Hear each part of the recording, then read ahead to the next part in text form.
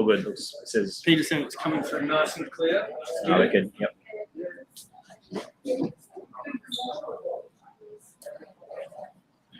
I should put my mask on.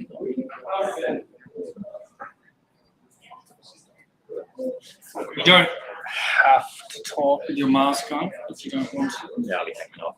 I would take it off. I just leave it on while I'm sitting here because I probably should. I'm just going to fog up my glasses. 30 seconds. Already behind schedule.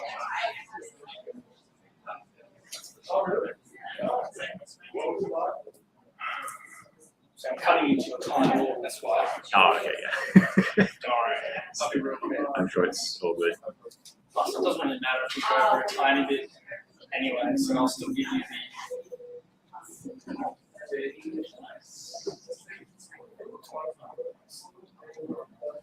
All right, we're going to get going. So if I start talking, people will sit down. So I won't be talking much tonight at all, but we do have 3 interesting talks.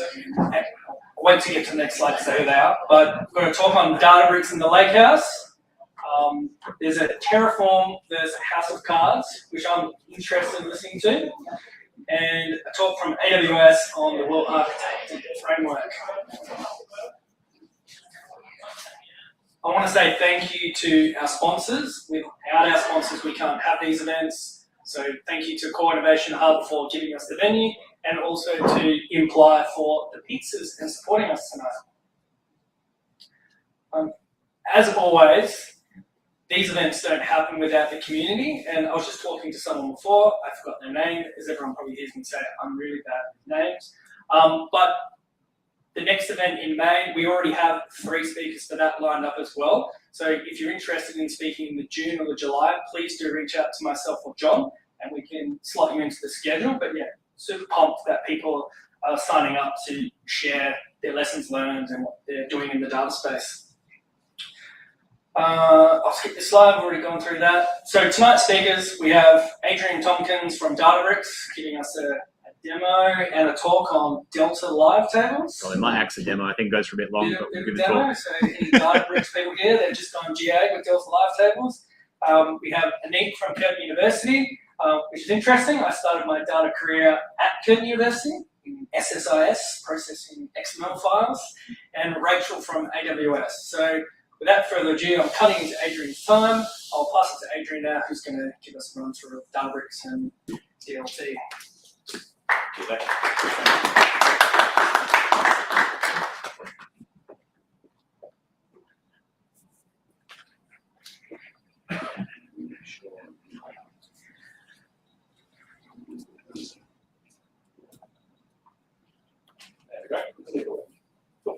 So, hi everyone, hope you all had a great Easter. So, my name is April Tompkins and I'm a Solutions Architect at Databricks. If you want to add me on LinkedIn, if you've got any questions after the talk, you can always reach out through that way or just scan the QR code or search me up. But my background's in data engineering. What was it? So do you mind just standing over there, for just the for webcam. the screen? Yeah. Yeah, so to give you context, my background is in data engineering and software engineering, so that's the sort of space I'm coming from when I came into work from Databricks. And today's presentation, I want to give you a bit of a high-level overview of what Databricks is and what the platform is, and dive into some of the key things about Databricks that make it work, and talk a bit about this new feature we've released called Delta Live Tables. So, see, I've got this clicker just to give a talk, and it's not working. Well, go back to the bit old. It's fine. So Databricks is the data company. We are the inventors and pioneers around this new concept called the data lakehouse. So Databricks is a recognized leader in both database management systems and data science and machine learning platforms. We have global adoption of our platform with over 7,000 customers across the world. So there's some logos up there that you might recognize. And we raised over $3 billion in investment. So we're a pretty quick growing company. We have 3,000 employees currently, and we're still actively growing. So if anyone wants a job at Databricks, please reach out. There's not too many opportunities in Perth, but if you want willing to move to Melbourne, there's some good positions over there. So, I mean, we all work in the data space here and can all appreciate how much it has changed the whole landscape of business and everything that we do. So if you look at these companies, the big FANG companies, Twitter, Google, Uber, Facebook, Netflix, and Tesla, they wouldn't be the companies they are today without data and without AI and these huge projects going on. Data is just becoming such a crucial component in what we do. And if you look at something called the data maturity curve, these big FANG companies, they are using data to automatically make the best decisions they can for their customers. So you can imagine Netflix and YouTube is basically recommendation engines and things like that to be able to make decisions. And that is quite a skilled sort of area, right? So that would require a lot of forwards-looking analytics. So that's why we have them on a higher tier, but they're very mature kind of positions. So moving backwards, we have questions like predictive analytics. How should we respond to certain things?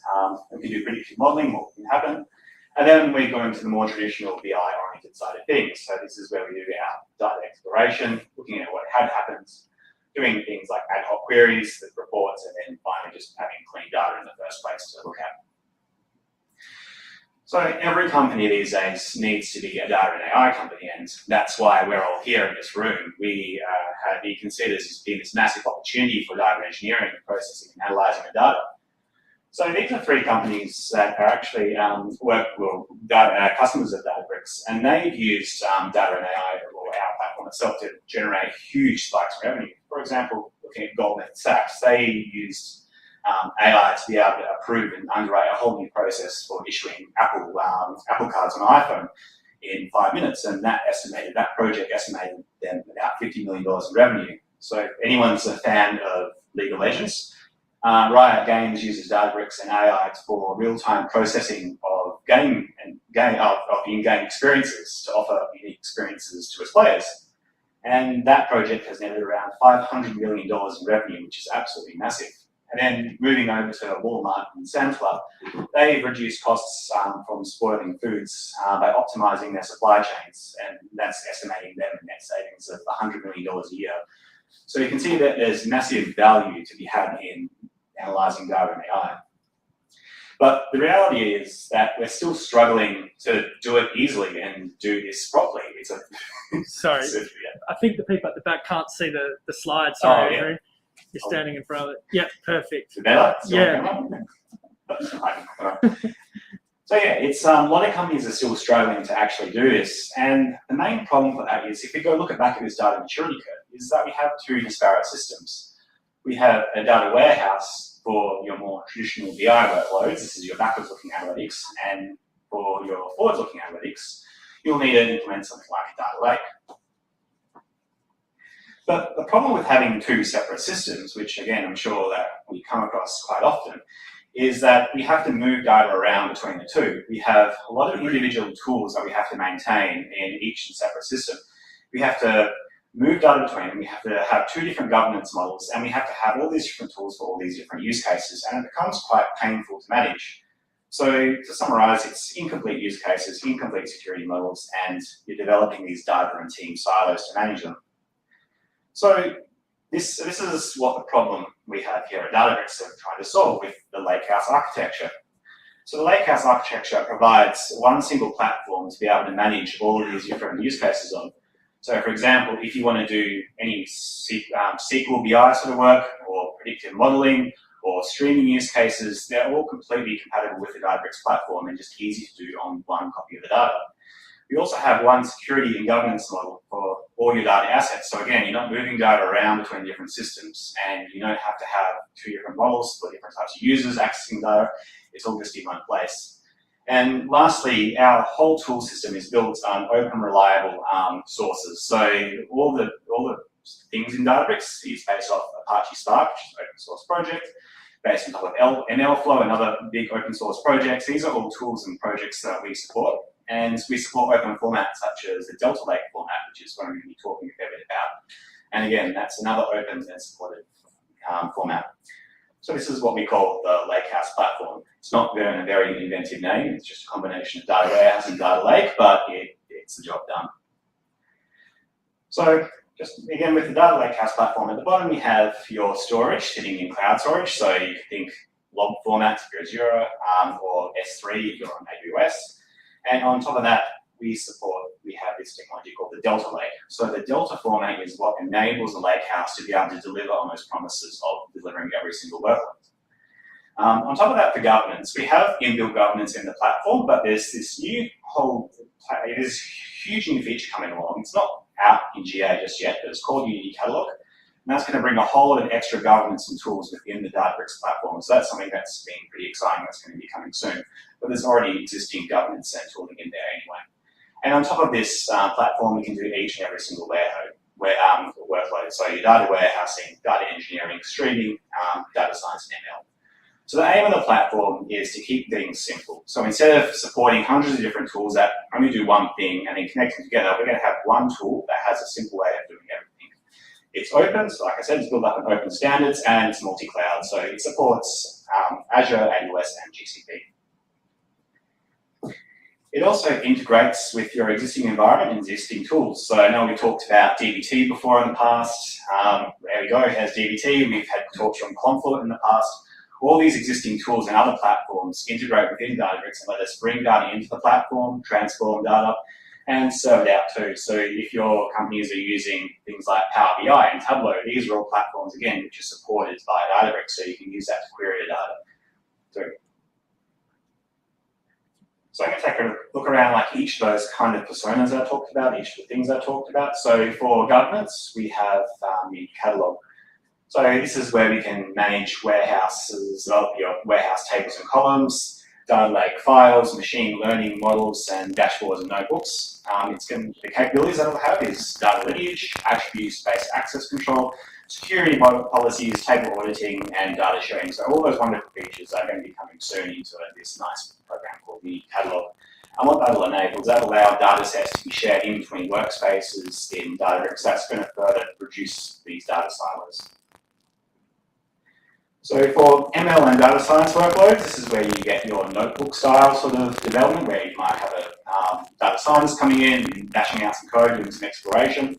So for that side of things, we have collaborative notebooks, dashboards, and native support for the major languages, so Python, Java, R, and Scala. And we support all the different packages that are required for modeling and experimentation too. And of course, we support the Delta Lake tables natively, so you don't have to move data around for your data scientists. It's just there in Lakehouse ready to be used. And on the other side of things, if you're looking at doing machine learning, we help out with the DevOps process of machine learning and control the machine learning lifecycle with ML flows. That's how you build technology to help manage from beginning to end that transition of building a model, training a model, and finally deploying a model and serving it into production. So these are some really helpful tools that your data scientists or your data scientists here will absolutely love on the platform. So for data engineering workloads, we support your more traditional notebook style workloads, but we've recently released this thing called Delta Live Tables. I'm going to dive into that a bit more in a moment. That's basically a declarative way to manage your data pipeline. So instead of worrying about how you're going to orchestrate your pipelines and what connects to what, you just write the code of what the table should be. It could be a SQL statement, it could be a Python statement, and connect tables together. It's just easy. You don't have to worry about how tables depend on each other and all the other things that you have to do with maintaining different tables, like optimization or vacuuming, all those other normal tasks. So it's going to be simplifying a lot of the engineering approaches. So for your VR and SQL workloads, we have Databricks SQL. So this is a more traditional sort of like visualization SQL play tool for VR users. That's embedded within the platform itself, but if your VR users for things like Tableau or Power BI, again, we integrate with both of those systems too. So you can use the tool in that you want. So that covers the kind of general high-level overview, but now I want to dive a bit into some of the technologies that we use and what lets the Lakehouse platform actually do what it does. So to recap the problem, enterprises have been spending a lot of money trying to get data into their data lakes in Apache Spark. So you have your different type of input data, so customer data, video and speech data, clickstream data, all that sort of information you would bring into your data lake. And then you might want to do your data science and ML use cases on top of it, so those recommendation engines I was talking about, risk and fraud detection, all that sort of thing. I mean, it'd also be nice to be able to do our BI use cases on top of it too, so query data, have reporting, and do all that sort of thing on top of the data in your data lake. But A majority of which projects are failing or being very difficult to execute due to unreliable data and poor performance. So why are these projects failing, and what are the current exact problems with reliability and performance of traditional data lakes? Well, first up on the reliability side of things, we have failed production jobs leave data in a corrupt and inconsistent state. So if a job fails, it can become quite difficult to know how to recover from it or repair it using traditional data lake tooling. So it's quite a tedious, horrible process. We also have problems of lack of schema enforcement and tools to handle schema evolution. So your data lake can quickly become a data swamp with data everywhere, and that becomes a nightmare to manage. And last of all, lack of consistency makes it impossible to mix reads, writes, streams, batch appends, merges. It's just something that you can't really do with traditional formats in a way that's nice. So it can be quite painful. On the performance side of things, we have the too many small files or too many big files problem, right? So too many small files problem means that as you're reading your data from cloud storage, you're going to have huge overheads of reading all the metadata. And too many big files problem is if you choose file sizes that are too large and want to execute a very small, kind of like the query, you'd have to read in the entire data set and process it, which is just a waste of time. We have partitioning as a traditional tool in data lakes too, which is basically poor man's indexing. So it sounds good in theory when you want to chop up some columns and put into divide up your table. But if you choose bad partitions or your partitions aren't quite balanced, you're going to end up with the same problem of too many small files, which is just not going to help anything. So you're just losing out performance again. And lastly, there's little caching inside cloud storage, or rather it's not what we would like to have for the high kind of throughput calculations that we need. We want some high-level SSD style sort of caching to really drive performance. So this is where Databricks and the Delta Lake format come in to help solve a lot of these problems. So the Delta format is an open format based on Parquet. So if you're using Parquet already, then Delta is just, you can easily just switch to it by changing, saying I'm using Delta now. And if you look at this, if you look at the files itself that Databricks produce in the Delta format, you'll see all the Parquet files listed with a little bit of extra information on it. And what that information is essentially the transactional log. So that's your that is what adds the ACID compliance to the data lake and gives it all the goodness that we want from the data lake to be able to make reads and writes and do everything we need to do with it. And lastly, because it's built within Apache Spark, it's 100% compatible with the existing Spark APIs. So again, it's really super simple just to switch over and use Delta. So Delta basically enables us to be able to succeed at doing these different types of use cases. So on the reliability side of things, like I mentioned before, it brings ACID transactions, which in a data warehouse is like, oh, pretty cool, that's been there forever. But in a data lake, that's a huge change, and that's something that really needs to be present in a data lake. It brings schema enforcement and the ability to evolve schema smartly. So as schemas change, you can control the way that they do change as they come in. So you're not going to end up with messy data swamps if you manage your schemas. We unify batching and streaming concepts. So this means that you can start mixing and matching batch and streaming tables, and you don't have to think too much about it. Normally that's a huge problem that you have to try and use different technologies to solve, but with Databricks it's just a simple slight change in the APIs or the way you're calling it, and now you can do streaming versus batch. And lastly, we support extra features such as time travel and data snapshots. So you can go back in time and look at the previous version of your Delta table, so you can go back and see what happens in the previous version if something's wrong, or just look it up and have some information.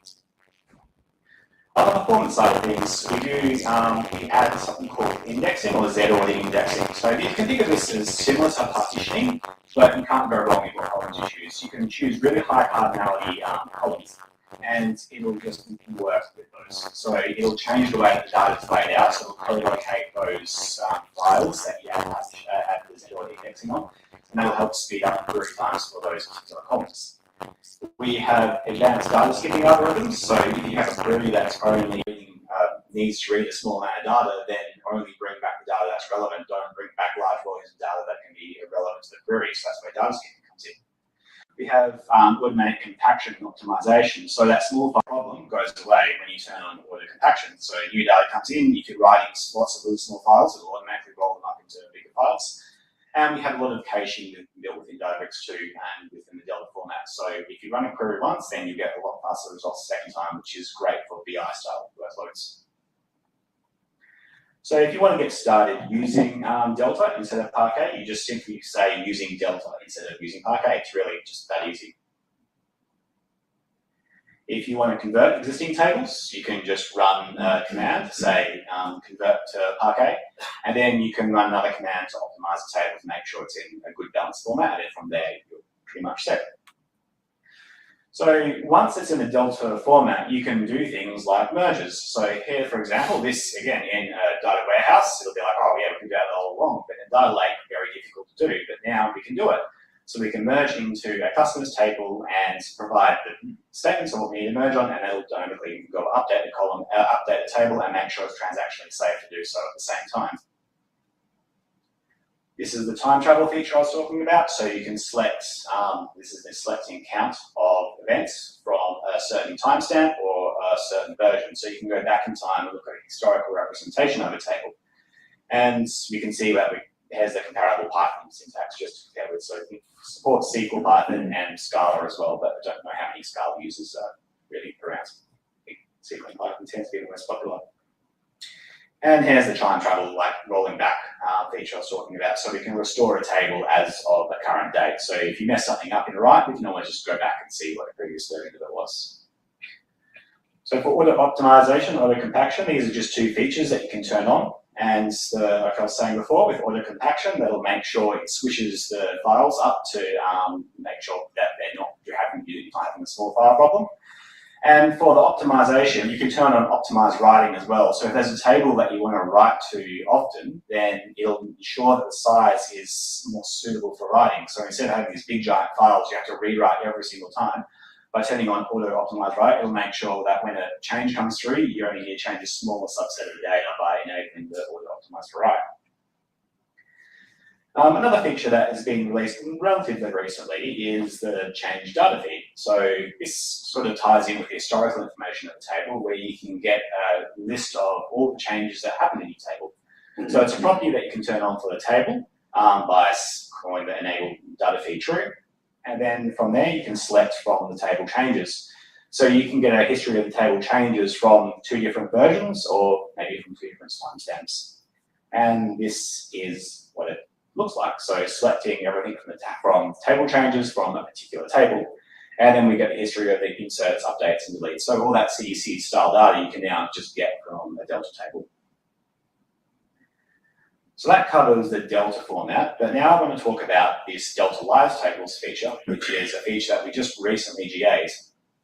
So what Delta Live Tables essentially is it lets us build declarative pipelines. So instead of worrying about, let's say we want to build a table, right? And we want to build a dependent table, and we need to build another dependent table, and we have to orchestrate that manually, and then we have to maybe have a streaming table and a batch table that we want to mix, and we have to think about how we do that. Then we might want to do things like optimization and vacuuming, and we have to work out when to schedule that. Well, all this problem essentially goes away when we use Delta Live Tables or DLT. So with DLT, you create, you define basically a declarative pipeline of what you want to build. So for this first step here, it's going to bring some files in from your cloud storage. So let's say we're going to select something from your cloud storage location and its CSV data. And what that'll do is that'll incrementally process data being landed and coming in automatically. So you'll just take pieces of data as it comes in, you'll only process new data. Then we develop our first table, which is bronze, which is basically just the data as it comes in, but we're going to convert it to the Delta format. And that's just as simple as selecting from this previous table. And then we might perform some extra cleaning on that table to form our silver tables, so a nice clean version of the table. And we're going to do another incremental live table, account silver, and we're going to select it from this bronze table. So using this live syntax here is what lets Databricks work out the lineage for these tables and build up these dependent pipelines. So it's taking away from the how do we do it and just define what we want to do. So in that first step, we have a technology inbuilt in that first step called autoloader. So this is what lets us efficiently and incrementally process new files as they're landed in your cloud storage. It can automatically infer the schema of the incoming files, and you can provide hints to autoloader as well. That lets it kind of help you can get to help out with what the schema is. It handles automatic schema evolution, so this is where new columns are getting added. You can work out what their types are and dynamically add them. And then it also provides a rescue data column. So let's say something goes wrong, either the data is corrupt or maybe the schema is completely incompatible. it will capture that information and add it to the rescue column. So when if you ever need to recover it or look back what happened, you don't have to go back to the source files, the slow source CSV or JSON files. You can just query it directly from Delta. So in DLT, we also have capabilities for processing CDC automatically. So this is where you might have a source database that issues, creates, updates, inserts, and deletes. So it has that CUID style sort of updates. And you can just use the apply changes API inside DLT, and it'll automatically build the table for you. So it'll roll up those changes and push it together. So you don't have to implement your own frameworks. You don't have to write your own code to do that. It's just part of the platform, and it can do that incrementally as well. So as data comes through, you just incrementally build up this new table. We have inbuilt support for data quality monitoring with Delta Live tables. So what you can do is you can add constraints in your data and expectations. So this is saying I'm going to expect something to be true, and if it's violated, then drop the row. So you can add some conditions like drop row if it's okay for the pipeline to proceed, but you just don't want the data flowing through. You can have no violation rule at all, which means it'll just log the fact there was a violation but won't do anything. Or you can tell it to fail the pipeline, and that'll stop the data from being processed, which means you have to go now and look at what's going on. So maybe this pipeline's absolutely critical, and that violation really meant something was wrong, so you can stop it before it gets worse. And that's an example of how it looks in the tool itself. You can see how many records are written, how many were dropped, but it'll also log all this information to a metadata table that you can go look at and build your own custom dashboarding for, which leads us into the observability portion. So this dashboard here was built from some of those data quality metrics, which are automatically gathered by DLT. So what this means is you can set up your own rules and alerting within Databricks itself based on those data quality metrics that you're capturing before. There's a whole host of other things that DLT actually captures as part of this metadata. In terms of the interface, I was talking about that lineage that it grabs, and this is what you'll get when you open up DLT. You'll see the lineage being built for the tables, and you'll see which tables are completed, which are processing, and all that sort of stuff will just be available from the UI. So it gives you a nice high-level overview of building your tables as opposed to notebooks where you can't just click them through and looking at logs. You can automate your deployments with DLT because it has parameterizable inputs. So if you want to build a pipeline, you can deploy it to one environment and then deploy it to another environment to do your full-scale CI/CD development. And other features it has is it has automatic fault tolerance built in. So pipelines, if a pipeline fails, it'll automatically try and restart it. If it is restartable, so if you've got the monitoring staffing table, maybe you don't want to be woken up at 3 AM in the morning for a recoverable job, well, it'll just try and start it again for you. I've talked about this before, but it eliminates the maintenance of a lot of those tasks that you normally have to do. You just set and forget, really. You just make a table and just know it's going to be looked after for you. It's got an inbuilt, it's also got better inbuilt auto-scaling in DLT. So with traditional auto-scaling in Databricks, it looks at your cluster utilization as a metric for auto-scaling, but with DLT, it'll actually look at the backlog of files that need to be processed and then resize clusters dynamically based on that. So that's ensuring you're only using the resources that you need to process the table, and that things will get processed in quickly too. And I think that's I think that's pretty much it from DLT's point of view. So it's a pretty good tool. Like I said, it's just been released. It's definitely worth checking out if you're using Databricks already. It's it's makes building pipelines a lot easier. So that's pretty much all we're going to talk about. I think I'm out of time for a demo. I definitely am. But if you're interested, just catch up with me later on. I can show you around the system. The only other thing I want to point out is that the Data AI Summit is coming soon. So if you're really excited and want to book a trip to San Francisco and buy a ticket, you can. But there's also free and online too. So it's worth checking out. It's worth attending. We've got some great talks in there. We've definitely learned a lot from that talk.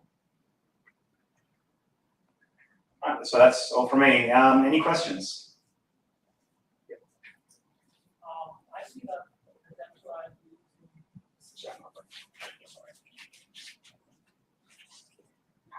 Hi, I want to know if you're using a SQL query there to do the silver, gold, and this thing, Delta Live, if I need to call a function or something from there, let's say I have a date or something needs to be changed across all my tables, I don't need to write the same function again and again for every single table. Is it possible to do that?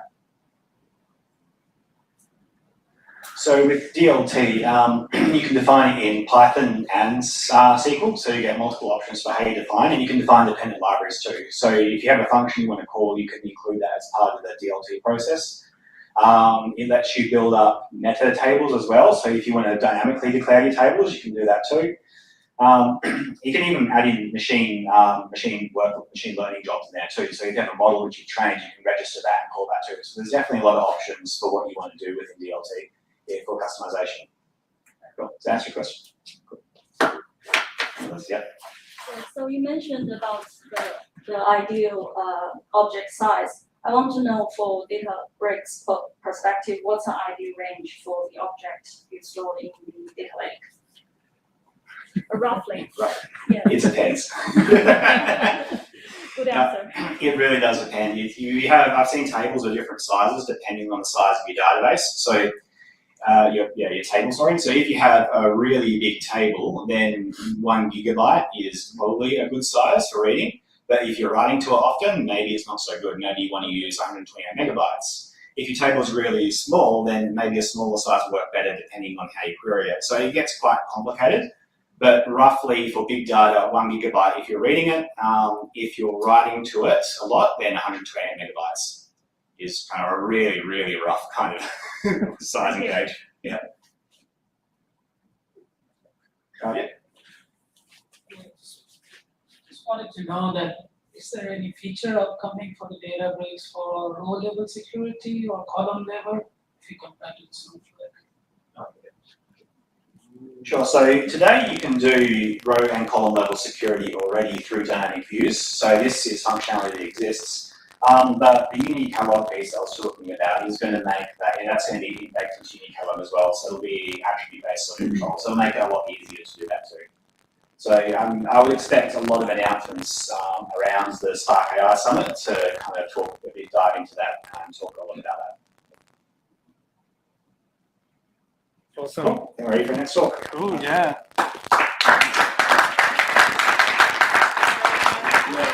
Thanks, Adrian. I feel like that question back there was asking, give the equivalent of DBT macros in DLT. Next talk, as I was saying, is Terraform versus House of Cards by Anik at Curtin University. Thank you. Yes, no worries. Disconnecting. So,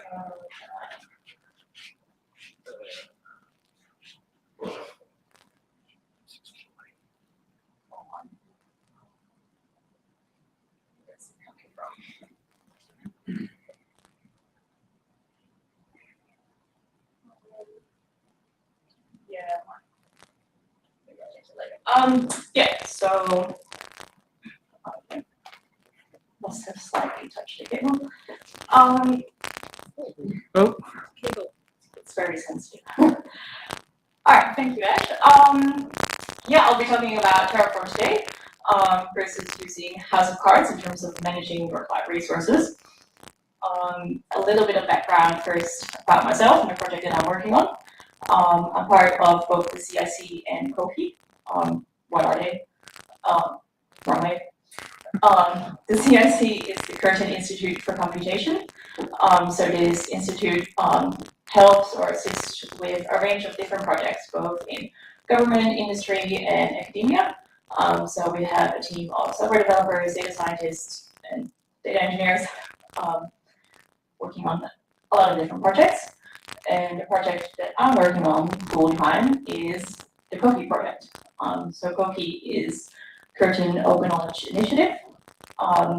So this project aims to develop tools and data that will allow universities to understand how effectively they are operating as open knowledge institutions. So that means in terms of open access articles publishing or open access scholarly books. So we would just collect a lot of metadata on open access publishing from a range of different institutes. One of the tools or websites that we recently released is this dashboard, which you can find at open.coki.ac. Just quickly showing kind of what we're doing.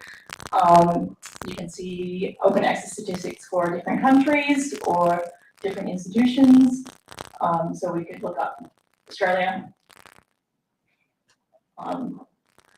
and kind of get some information on the percentages of open access publishing. So this is one of the tools that we've developed with the data that we are collecting. And find some mouse. Another one is a dashboard in Kibana. So we're using Kibana Analytics Search as well. This is with a publishing partner from the University of Michigan Press. So we collect private data from them, from Google Analytics or Google Books on the number of downloads or views for the different books that they publish. So this dashboard in this case is publicly online as well, on their own website. Just kind of showing what we're doing. So yeah, the tools that we develop and the things I just showed are all coming from our code base, which is currently collecting data from around 40 different sources. So this can be publicly available data sources like cross-ref metadata, but also private, like Google Analytics, for example, for specifically the University of Michigan Press. Our code is open source, and we would like our platform to be rehostable. One of the important reasons as well why we're using Terraform. So you should be able to recreate the platform, maybe without the private data sources for which you need credentials, but besides that, you should be able to rehost everything yourself. So this can all be found on our GitHub repository. And a little overview, a bit simplified, of our infrastructure. Most of it is in Google Cloud. Touching the cable again. So we pretty much use 2 virtual machines on which we host Airflow to manage all of the different workflows to get the data in, extract it, transform it. We store the raw and processed data in storage buckets in cloud storage. We load the data into BigQuery. From there, it goes to Elasticsearch and to that dashboard we saw earlier in Kibana. We use the secrets manager for our credentials. And we have our own API to manage some of the workflows as well. So it kind of just shows a lot of resources on Google Cloud. There's not all of them, and we manage them with Terraform. So why do we need Terraform or infrastructure as code tools? Not sure how many of you have used it or are familiar with it, but if you think about that infrastructure that I just showed, you would ideally like to build it in a way that is not going to fall apart at any time, maybe when you want to make some small changes, add something, edit something, remove something. So I kind of use this sometimes to show why you need Airflow to manage your workflows. But I guess similarly, you might want to use an infrastructure as code tool to manage your cloud resources instead of a house of cards. So what is an infrastructure as code tool? It basically lets you manage your cloud or IT infrastructure using configuration files. And that means that instead of using your graphical user interface and you're clicking buttons to set up a virtual machine or you create a bucket, you don't have that anymore. So you don't have any button clicking chaos, which means it's also more easily reproducible because you have a blueprint and you can just recreate the same resource and configuration that you described earlier, which also means you can use version control on your configuration, so you can see over time, when did I make a change? What did I change? Was that a mistake? I don't know. And accountability as well. So who made a change and when, so you can kind of get some accountability for the changes that have been made over time. There's a couple of different available tools. One of them is Terraform, which I'll show a little demo. And yeah, just Terraform has been around for quite some time. It's for around 2014. It uses a HashiCorp configuration language, HCL, and this is really an orchestration kind of tool. Compared to that, you have Pulumi, or not sure how to pronounce it. I haven't used it myself, so I'm curious to hear if anyone else has used it and their experience with it. It's a bit newer. It's gaining popularity, I believe. One of the benefits, as far as I understand, is that it's multi-language, so you're not limited to HashiCorp configuration language. You could use Python, something else that you're comfortable with. And it's similar to Terraform in that it's really an orchestration kind of tool. I have also included Ansible, which is quite maybe familiar. It's slightly different to Terraform and Pulumi. It's been around quite some time as well, but it's more of a configuration management tool. So it focuses more on, I guess, configuring the resources that you would like, setting the attributes, rather than orchestrating all of the different resources that you want to create. And question mark, in case anyone else has any interesting tools or wants to share their experience. Not sure if there's many more around. So Terraform is what we use. How do you use Terraform? You start with writing a configuration file in the HashiCorp configuration language. This is usually called main.tf, Terraform file, I guess. And it has a couple of essential components. Firstly, you have the Terraform block. I didn't mention this yet, but generally with Terraform and the other tools, you can use them for different providers. So you could use it for Google Cloud, Azure, AWS. So in this case, this example uses Google as a required provider, or you can use multiple ones in the same file as well. So you start with that, and then you actually put in a configuration for your provider. So you generally fill in some credentials to connect to your Google project, the Google project ID, the region, and then after that, you can start declaring your resources that you want to create. So this is a very small example with one resource, in this case, a Google Compute instance. You can fill in all the different attributes, and the attributes that are there and all the documentation is on Terraform, and you can find them on the registry as well. So the Terraform registry is where you can find the available providers. So those are AWS, Google, Azure, and they are certified by HashiCorp and verified, but there's also community ones, so you could, I guess, create your own provider.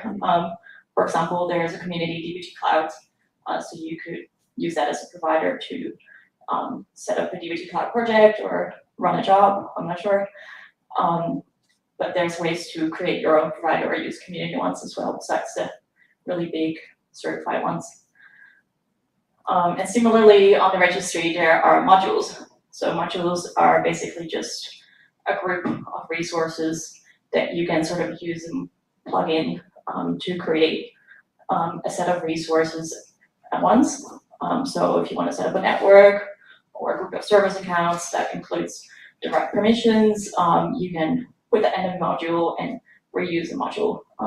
Similarly to the providers, there are certified or official modules, and you can also write your own modules, so you can just create a GitHub repository with your module, and you only have to manage it in one place, and then you could maybe use it in other repositories that you have. So after writing your configuration file, you generally do a Terraform plan.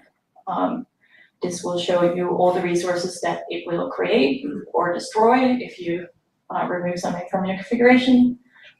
It might edit resources, like it might update something in place, or sometimes if you want to edit something, you have to destroy and then recreate your resource. So Terraform figures all of that out, and it will show you what it is going to do. And then you can decide, I'm going to do Terraform apply, and actually apply those planned changes. So how does that work in the back end? Terraform uses a state file. So this file is basically really important to map the resources that you have described in your configuration file to real-world objects. So there's a unique ID for each resource that exists in your cloud environment that maps to your configuration file. If you have existing resources in your Google Cloud, or not Google Cloud, in your cloud environment, you can also import them, and then they will get an ID in the Terraform state. So you can import existing things and then later manage them with Terraform. Besides that, it can be used to get metadata on resource dependencies. So let's say you remove 2 resources from your file. One is dependent on the other. Terraform knows, because of the Terraform state file, in which order they have to be deleted.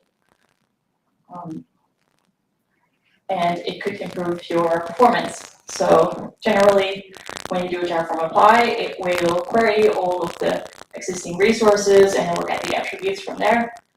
So that can take quite some time if your infrastructure starts to get quite big.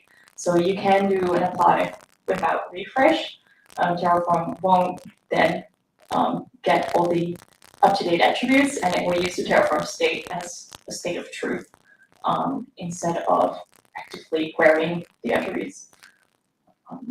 And the Terraform state file is by default stored locally, but you can also store it remotely, which is quite important when you're working in a team, because if you want to make changes or do a Terraform apply, you always need the latest, most up-to-date Terraform state file. So we store our Terraform state file in Terraform Cloud. You can also store it in another cloud provider in a bucket, somewhere you want. But we find a Terraform Cloud quite useful. This is just a cloud environment where you can run your Terraform workflows. So you can run a Terraform apply. You can say variables. You can generally, most things you can do with free features if you have a small team. If you have a bigger team, you might need paid features to add team members. Yes, so then I was going to show you actually a little demo on Terraform. This is a graph that you can also make. If you have your configuration file and you say Terraform graph, you can create sort of nice looking graph of the infrastructure or resources that we'll create. So in this case, a VPC network and a VM instance on Google Cloud. So then I need to change, I might just do mirror displays, make it a bit easier for myself. So Terraform Cloud.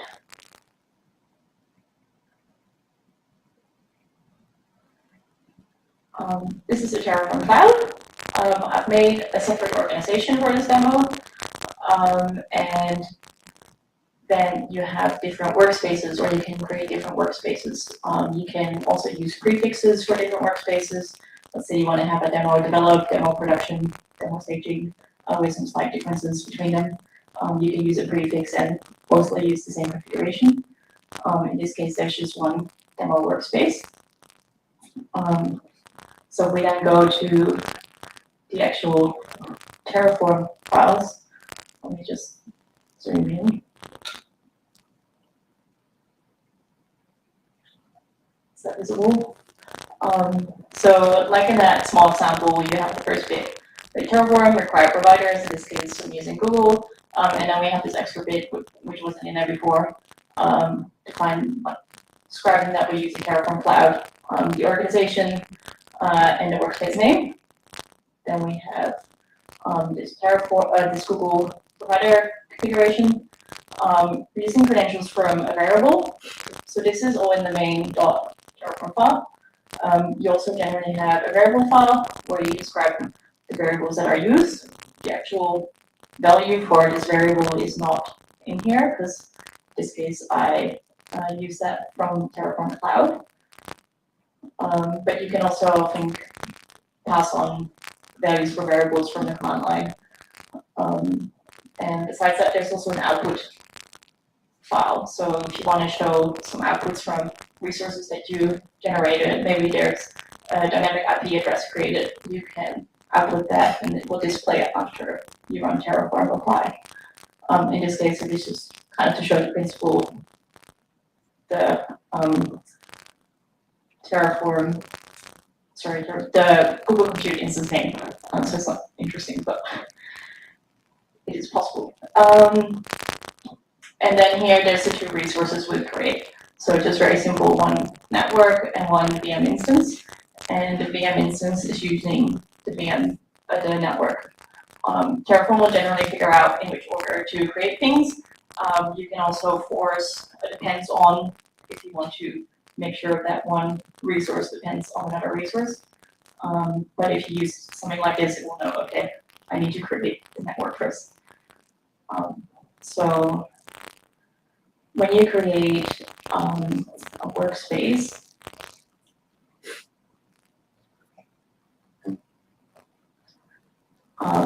you can choose kind of how you want to run a workflow. In this case, I'm just doing command line driven workflow, but you can use the version control as well, so it's triggered if you make any changes to your GitHub repository that has your Terraform configuration files. In this case, I'll just show you what command line looks like.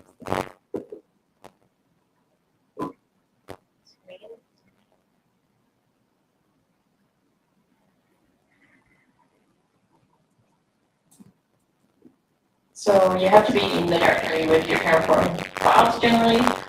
Then you usually do a Terraform init. I've already done that. I've also already made the Google Cloud project and the service credentials. But then you can do Terraform apply. And it will show us what it's going to do. It also says it's in a cloud. So you can see it both here, but you can also see it in your cloud project. So here we can see the current run that was triggered through a command line rather than the API or your GitHub version control. So yeah, it says it wants to plan creating these two resources. So you will inspect that, and then here it's waiting for me to say yes. So I'm happy to create those. And it will do the apply. Here is the variables bit that I was talking about earlier. So in this case, just one Google credentials. It's sensitive, so you can't see it. It's also quite useful. So you can store it in the cloud, and you don't necessarily have to have it locally or in your computer, or if someone else wants to trigger a run. They could do that without needing to have this variable value. You can also lock the workspace to prevent other people from making changes until it's unlocked. It's still applying. So yeah, it says greetings or greetings, and then it's finished. You can see the output here, when you specify the outputs file. And then when you're done, you can do a Terraform discovery if you want, and look for all your resources. And it's very easy to recreate the configuration that you want when you want to create it again or somewhere else. In this case, there's two resources. We tend to look at our actual Terraform workspace, and has 200 resources. So if you think about having to create 200 resources by clicking buttons and setting up everything, that's going to be quite hard. That was, I think, mostly it. If there's any questions, I can show more, but not sure on time. So, You've got time, if there's anything like 3 minutes. has anyone used? Oh, yes. Sorry. Yeah, she said something that's like a batch job. So, A batch job? so you want to put in services and take it down. Sorry, I'll just. Yeah, you can. But you have something optimized. Could you repeat the question? Yeah. So I was just wondering, can you like set up your schedule and say within Terraform Cloud to do this provisioning of these services and then destroy it? So you can set up a certain balance. I'm not sure actually, not sure over here yet.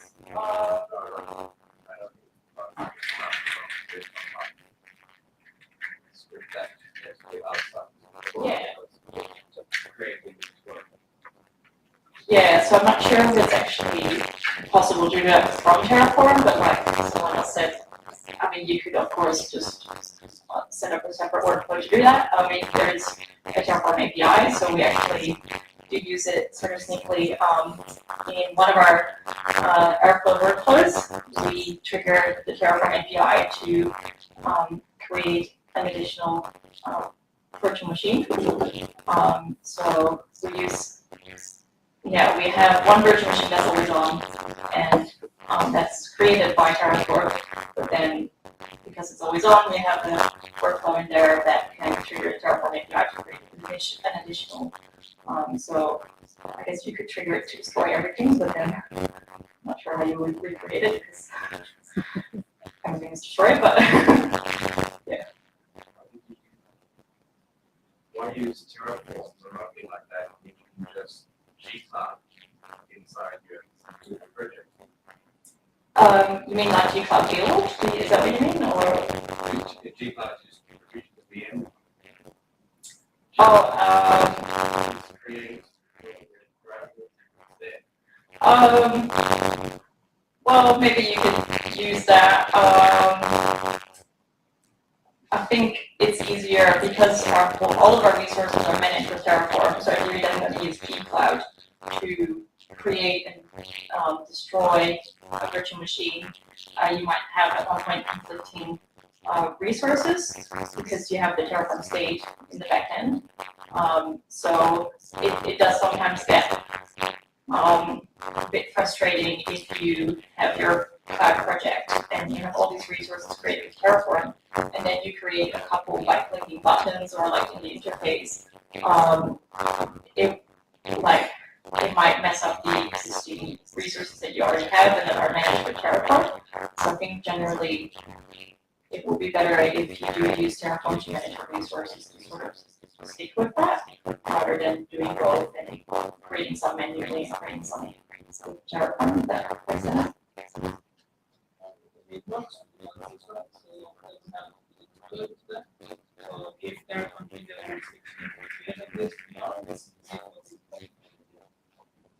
Yeah, so yes. Yeah, so someone's saying that you can also then use it for different cloud providers.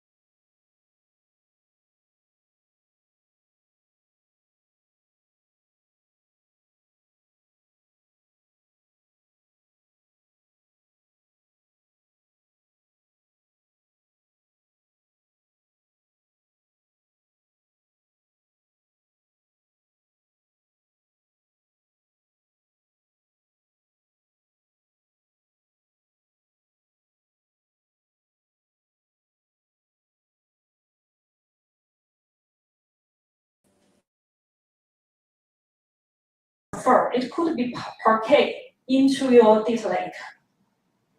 And this use case is actually quite simple. At the moment, 10 trucks. Every truck is equipped with many sensors. We are all in mining and the resourcing industry. We are familiar, those trucks have loads of sensors. And all the sensors are emitting message with different frequencies, some with 20 hertz, some with 1 hertz. Normally what you will do, have a logic, aggregate those sensor data and send out at 1 hertz. Very small volume. And data size is 40 KB, small. So you will have 10 messages per second, every such 40 KB. Everything works fine. And Kinesis, you can only provision a single shard. A single shard can handle 1,000 messages per second. But during the review, customer mentioned a problem. They say, we're not happy.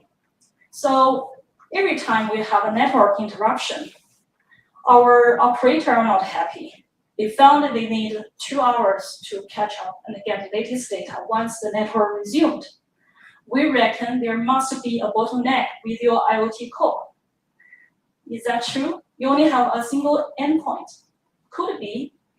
Let's apply some well-acted review methodology. So it sounds like a reliability issue. So let's start with the reliability pillar. The reliability pillar, question number 1. How do you manage service quotas and constraints? Good question. A lot of customers use managed service, but they often forgot to check the limitation because the service can scale up and down, right? Well, we check the limitation, but actually all the services have limitations. So where you can find those limitations? Google. Use the IoT core as the keyword plus constraints. You can find an official document, list all the limitations. So here I just highlighted all the limitations that are relevant to this use case. What you can tell here, by the way, when you check for those limitations, you will notice some of the limitations saying is adjustable, some are not. What's the difference? So we have soft limit and we have hard limit for all the services. Soft limit is the limitation we apply to the service to protect you as a customer. You do not want a new developer on board, have no idea what AWS is, and spin up the most powerful and expensive EC2 in your account and burn a hole in your pocket. So that's why we put in the soft limit in place. You can self-service, raise a ticket very easily to get it raised. We also have hard limit. So hard limit is the limitation we put in place to protect AWS infrastructure. So that's the hard limit we cannot change. That's why I always remind our customer, check the hard limit, put it into a design at day 1. So here I listed all the limitations for this pipeline. You will notice for all the data-related services, normally you have limitation on message size, message rate, and throughput. So that's very common for all the data-related services. Once you figured out the limitation, the next step is very common. You will do a throughput model. We captured all the business use case. This is all the information we already know. Just chucking a few formula. Very easy. You can calculate out what's the theory throughput rate for passing through each of the serverless service. And by comparing the real number with the limitation, you will find we are far away to hit the limitation of the service. For Kinesis, owning single shard also sounds quite okay. But whenever you do sizing, don't forget your peak hours. So the customer would say, we only have 10 trucks, 1 message per second. Where's our peak hour? You already told us You told us after 4 hours network interruption, you need 2 hours to catch up. What does that mean? You are not abandoning any message. You want to capture all the message to your data lake, which means during that 2 hours, while you are catching up, you are processing 6 hours of data. And minimum, you are processing 3 messages per second. So let's put in 3 as a sample. Information for peak hour. I use the red color to highlight all the numbers being impacted by this change. And instantly we found a bottleneck. So Kinesis, we only provisioned a single shard. After the network interruption, you're trying to catch up and send loads of messages through the pipeline. Your Kinesis being throttled. Once your pipeline being throttled, what will happen?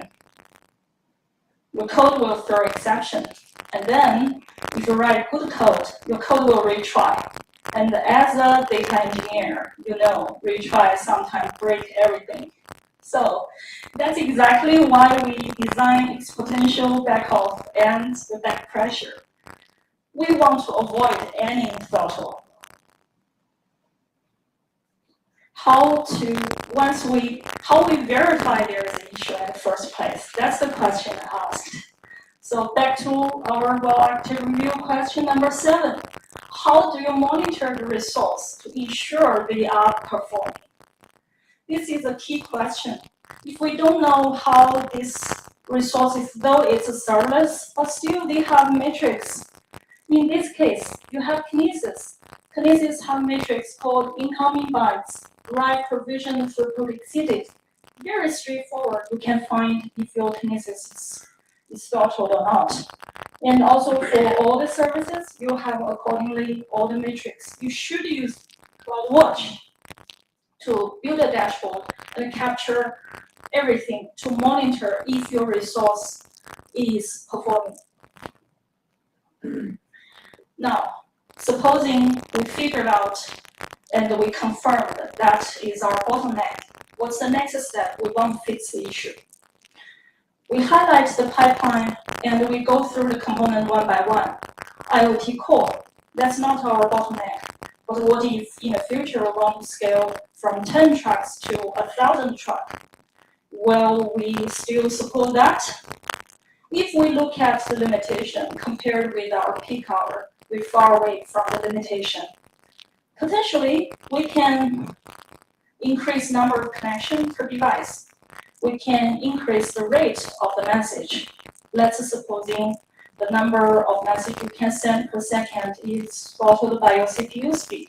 So at least we can change number of. A good idea, maybe at the moment you are sending 50 sensors data. How about categorize them as 5 groups and start 5 concurrent connections to IoT core? And then you can better utilize your existing network bandwidth and send more data through. That's one idea. The next component, Kinesis. We already know there is a bottleneck here. Very easy to fix. Kinesis, the throughput is decided by number of shards you configure. Change that from 1 to 2, you doubled the throughput capability. Problem solved. And the next step is Lambda. Lambda is actually not the bottleneck for this pipeline. But I want to mention that because Kinesis is a streaming service, it maintains the sequence of your message. So normally for this use case, your concurrency of the compute layer normally will be throttled by number of shards. If it's Kafka, then it's throttled by number of partitions. So in this case, increase the Kinesis will increase the total throughput. There are other parameters that you can tune, but I will leave it to you if you want to deep dive. And next, if we fix the issue, how we prove that? Operational excellence, question number 8. How do you understand the health of your workload. In this case, the complaint comes from the operator. I need 2 hours to get latest data. So how we capture how much time it needs from data being created to you view the data in the data time series analysis system. Use timestamp. For any data pipeline, we highly recommend the customer to use payload or message header, just add the timestamp. Even you are using serverless service, in this case IoT core, you can just write a query, insert a timestamp to your payload, so that the message reaching to time series database contains the timestamp for every hoop in the message journey. It's very easy to tell where is your bottleneck. And the next question. Now, we capture the information, and we want to make sure if the business user is happy or not. Operational excellence question number 1. How do you determine what's your priority? Evaluate the external customer needs. I used to ask question here. I say, how much you want to improve? How quick your operator want to see that information? The answer always is as soon as possible. I don't think that's a valid answer, because as an engineer, we all know that if we want a system to be cheap, quick, and good, it's mission impossible. So you have to figure out a meaningful SLA for this use case. So potentially, the reason they complain is some of the sensor data they need to look at very quickly. If they miss it, maybe there are some huge impact. So if that's the case, what about you just store the message during the network interruption instead of let the message queue in the queue, store it. And then once the network resumed, just send the latest message through the hot pipeline. And then for those historical messages, we can use other methods like COKI to your data lake and process later. Problem solved. So it's always think backward from your customer needs. And by the way, you can design a matrix once you put all the timestamp in place. That metric, we call it business metric. It represents your business users' requirement. So far, we gave 2 recommendations, and potentially you can scale your Kinesis to 100 or 1,000 shards and being capable to process super quickly, but maybe not necessary. And both of the recommendations will drive your total solution, the price will drive up. We don't want that. That's why we have cost optimization pillar review. Question number 10, how do you evaluate new services? Very important. We highly recommend customers to subscribe to any new service AWS has, because we periodically release new features can help you bring down the total cost.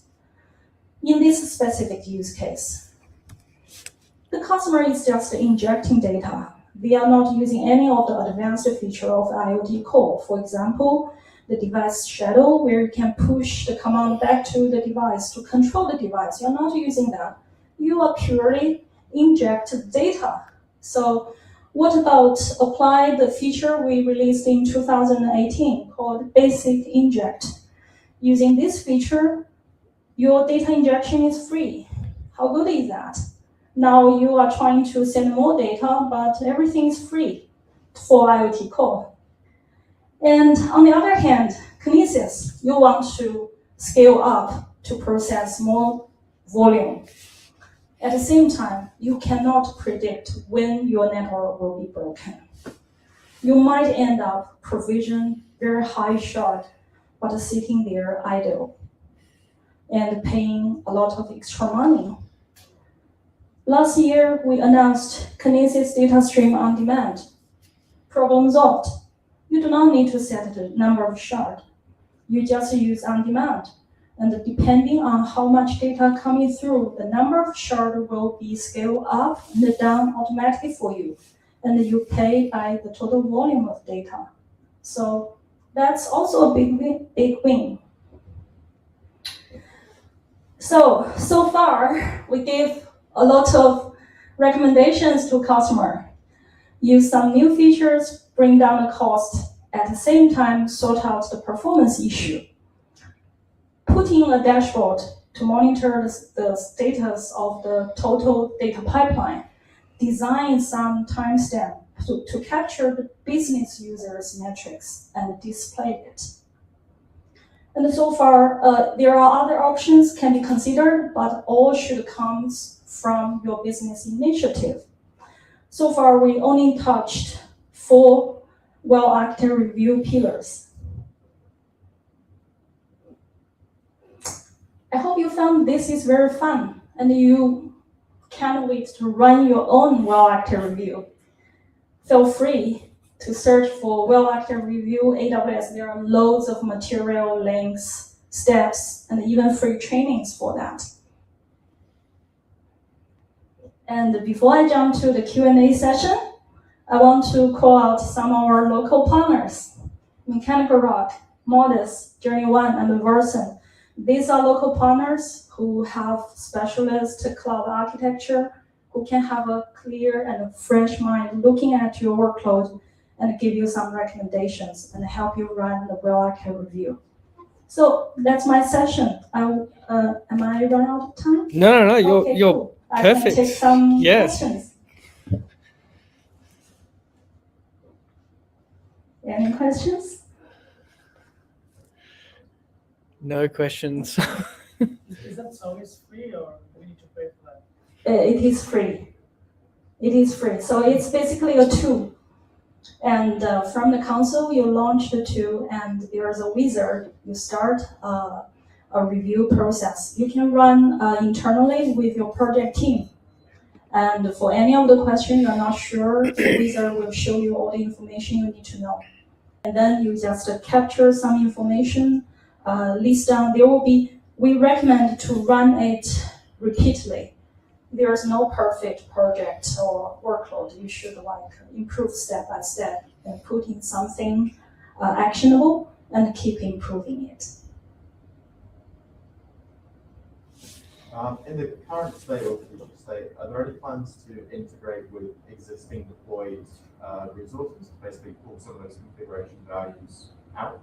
Or is it just a deploy chart step program itself? So are you talking about the use case I shared, or are you more talking about the AWS well-acted review framework process? The framework. Okay, so each time when you configure on the console, there's it records when, where, who runs what review, and all your notes are captured there. You can snapshot it, and you can milestone it, and you can also share it with other accounts.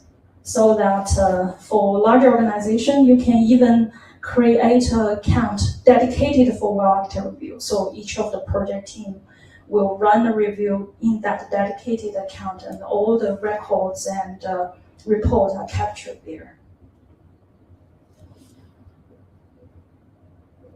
Yeah. But is it for like prospective architecture design, or can you cast it on some pre-existing infrastructure that you've set up? Do you mind repeating the question if that's Yeah. okay? Yes, please. So the question, do you mind just repeating what they were So asking? the question is, do you capture the pre-configured information for the existing workload? Yes. So normally for the question, sometimes it gives you an input to link to existing, for example, if you have Confluent, like one of the questions saying, do you use version control? You can just give a link to your version control system, GitHub or GitLab, whatever. Or do you have plans when you made modification to the system? Do you have the rollback plan?